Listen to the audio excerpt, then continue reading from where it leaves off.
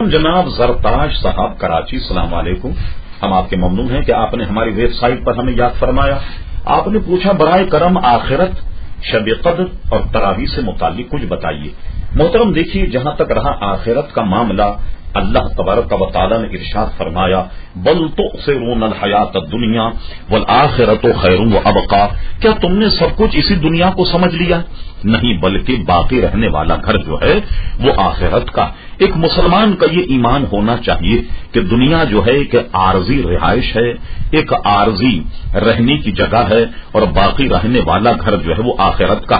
دنیا تو کسی بھی طریقے سے گزر ہی جائے گی، اور رہنے کا اس میں دورانیہ کتنا، آپ دیکھیے کوئی 20 سال کا ہے تو اس دنیا سے چلا جاتا ہے، کوئی 25 سال کا، کوئی 50 سال کا۔ حد ہے کہ آج کل انتہائی عمر جو ہے لگ بھگ 60-62 ہے، تو 60-62 سال کی عمر جس دیار میں گزارنی چاہیے تو کیسے عارضی طور پہ ہمیں گزارنی چاہیے۔ اور آخرت کا گھر جو ہے وہ تو ہمیشہ رہنے والا، لہذا اس دنیا سے آخرت کو حاصل کیا جائے، اور اس پر بے شمار کتابیں ہیں، تفسیریں ہیں، ان کو پڑھنے سے اس کی پوری حقیقت آپ پر روشن ہو جائے گی۔ یہاں تو ہم مختصر چونکہ جواب دیتے ہیں، اس لیے ہمارا جواب یہی ہے کہ دنیا کے ذریعے سے آخرت کے کمانے میں لگ جائے۔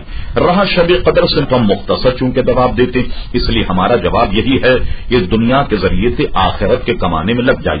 رہا شب قدر سے متعلق تو قرآن مجید فرقان حمید نے ارشاد فرمایا انا انزلناہ فی لیلۃ القدر، ہم نے قرآن مجید فرقان حمید کو لیلۃ القدر میں نازل کیا۔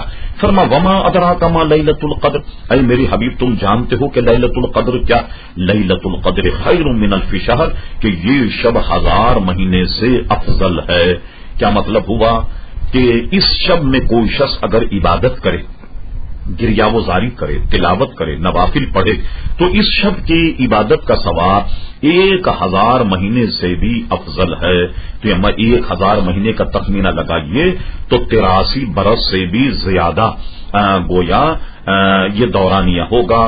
ایک رات میں جا کر عبادت کرنا 83 برس عبادت کرنے کے گویا مترادف ہے، اور تمام امت کے علماء تقریباً اس پر متفق ہیں کہ رمضان کی 27ویں شب جو ہے یہ شب قدر ہے۔ اللہ تعالیٰ مجھے بھی آپ کو بھی اس شب میں جا کر عبادت کی توفیق عطا فرمائے۔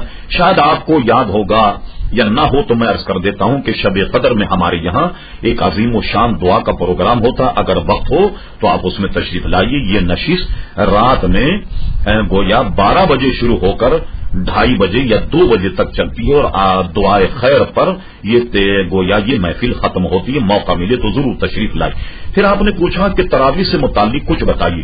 تراویح 20 رکعتیں ہیں، عورتوں پر مردوں پر یہ سنت موقدہ، کوئی اگر پڑھے تو بھی انتہا ثواب ہے، اگر نہ پڑھے تو وہ گویا گناہگار ہوگا۔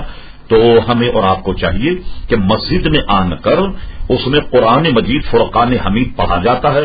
ایک سنت تو تراویحوں میں قرآن سننا ہے، اور ایک سنت 20 رکعت کا پڑھنا ہے۔ یہ دونوں سنتیں اس وقت ادا ہوں گی کہ جب ہم تراویح کسی مسجد میں پڑھیں جہاں قرآن مجید فرقان حمید کا ختم ہوتا۔ میں سمجھتا ہوں کہ مختصر میں نے آپ کو جواب دیا، آپ مطمئن ہوں گے۔